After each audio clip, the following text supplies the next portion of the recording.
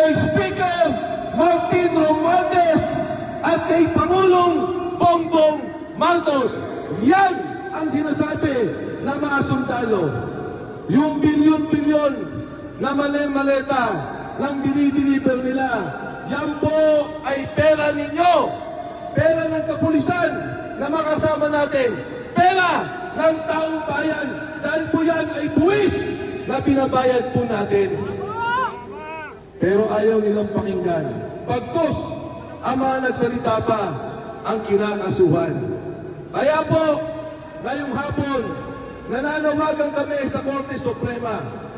Baka kayo na lang ang institusyon na maaaring magbigay hustisya sa sambayanan. Ayaw mag-imbestiga ng Kongreso dahil kasama sila sa binibigyan ng pera. Ayaw mag-imbestiga ng Senado dahil binibigyan sila ng mali-malitang pera. Ayaw mag-imbestiga ng Ombudsman, ng NBI, ng tama ang iniimbestigahan ang nag-akusa dahil ang mga tao din yan ay sangkot sa mali-malitang pera. Kaya po sa Korte Suprema, ito pong hustisya na hinihingi,